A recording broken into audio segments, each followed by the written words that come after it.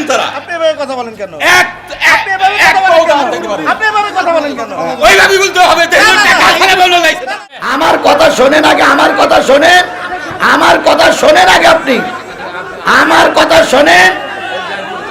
না না না না, আমার কথাকে শুনতে হবে, আমার কথা শুনতে হবে, আমার কথা শোনাই লাগবে তোমাদের, আমার কথা শোনাই লাগবে।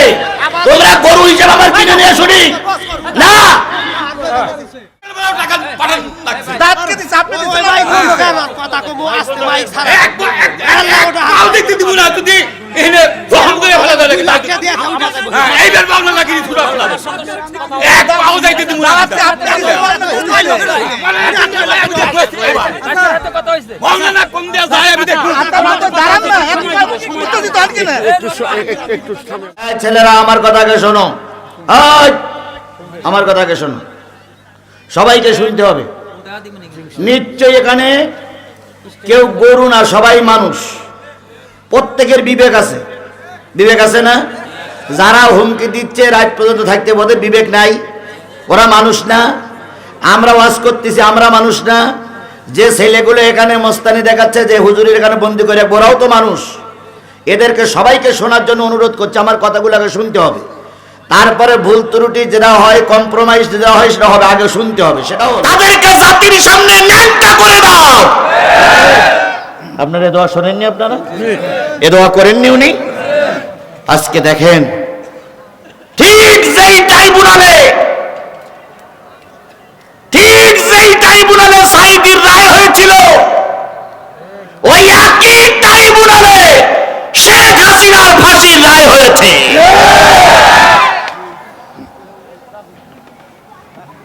একই ট্রাইব্যুনালে সাবেক স্বরাষ্ট্রমন্ত্রী আসাদুজ্জামান কামাল, তারও রায় হয়েছে। জাতি এখন দেখতে চায় যেই আদালতের রায়ে আল্লামা সাঈদীকে 13 বছর জেলে রাখা হয়েছিল, ওই কোর্টের রায় যেন আমরা আমাদের সামনে চোখে দেখে যেতে পারি।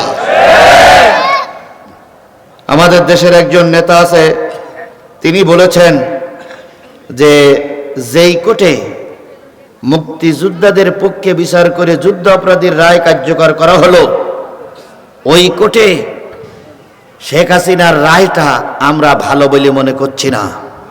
ওনারা সেটা মেনে নিতে পারেনি।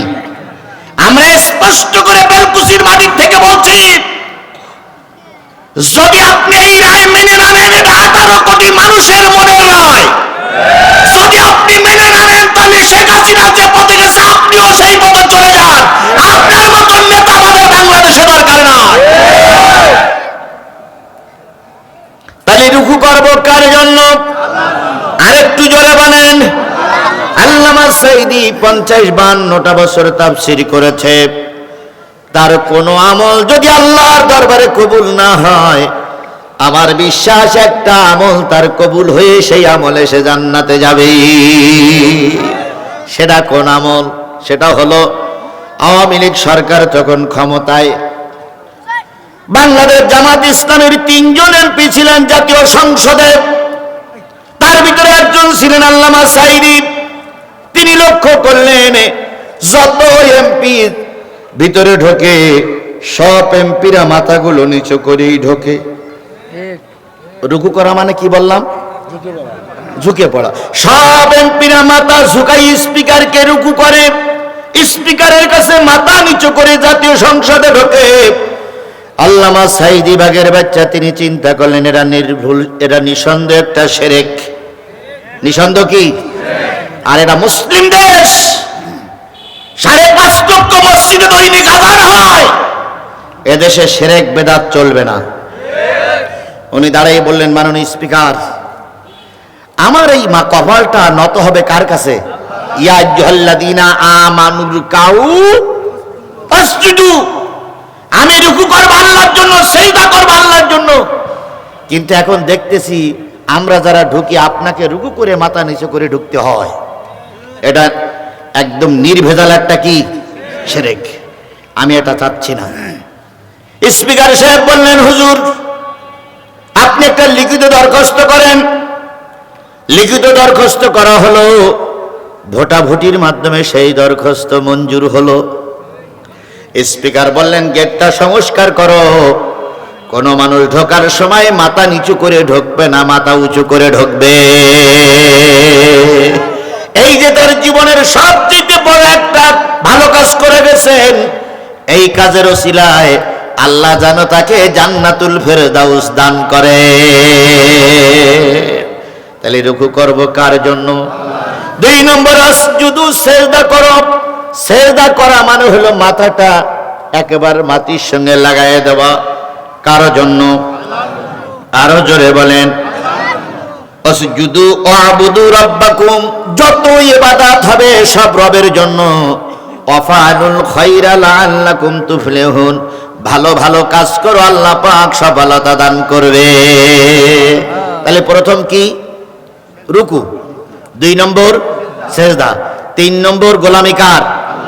4 নম্বর ভালো ভালো কাজ করো, পুরস্কার দেবেন কে? আরেকটু জোরে বলেন, পুরস্কার দেবেন কে? তাহলে রুকু করব কার জন্য? সেজদা করব কার জন্য? ইবাদত গোলামি হবে কার জন্য? ভোট দেওয়া ফরজ, আর ভোট দেওয়া হারাম। যে ভোট দিলে একজন জালেম ফাসিক ক্ষমতায় যায়, সেই ভোট থেকে যদি ভোট দেওয়া না যায় বিরত থাকতে হবে। আর আপনার একটা ভোটে যদি কোরআন জাতীয় সংসদে যায়, ওই ভোটটা আপনার জন্য ফরজ। ভোট দেওয়া হারাম, আবার ভোট দেওয়া কি? দুইটা আছে বলে। আপনি ফরজ আদায় করতে পারছেন না, দেখতেছেন ভোট দিলে জালেমেরা ক্ষমতায় যাবে, এরা কোরআন বিদ্বেষী, ভোট থেকে বিরত থাকুন। আবার দেখতেছেন একটা ভোটের কারণে একটা কোরআনের পাখি ফেল করতে পারে, যদি হামাগুড়ি দিয়েও যেতে হয় তবু ভোট কেন্দ্রে যান। একটা হচ্ছে কোরআন বাঁচানোর জন্য, আর একটা হচ্ছে কোরআন ক্ষতির থেকে হেফাজত পাওয়ার জন্য। আল্লাহ আমাদের বোঝার তৌফিক দান করুক। আরেকটু জোরে বলেন আমিন, আরো জোরে বলেন আমিন। তাহলে সেজদা করব কার জন্য? আরো জোরে বলেন, ওয়াফালুল খায়রা লাআল্লাকুম তুফলিহুন। ভালো ভালো কাজ করো, আশা করা যায় আল্লাহ পাক সফলতা দান করবে। আচ্ছা, এখন যদি একটু ইন্টারভিউ নেই, রাগ করবেন আপনারা? এশার নামাজ পড়িয়েছেন কারা কারা? হাত তোলেন তো। আল্লাহু আকবার। 3 ভাগের মনে হয় 10 আনা 6 আনা। আচ্ছা, আজকে সারা রাত আপনি ওয়াজ শুনলেন, কালকেও শুনবেন, এশার নামাজ পড়েননি। সব নামাজ সব ওয়াজ দিয়ে একক তো নামাজের সমপরিমাণ হবে? এই কথা বলেন, হবে? তাহলে আমাদের বুঝতে হবে নামাজের বিকল্প কিচ্ছু নাই।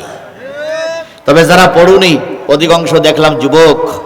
ও যুবক, তোমার মতন মানুষও কত মারা যায়, তোমার মতন কত মানুষ কবরে চলে গেল। এই জন্য আজকের থেকে নিয়ত করো, আগামী কাল থেকে আর নামাজ ছেড়ে দেব না।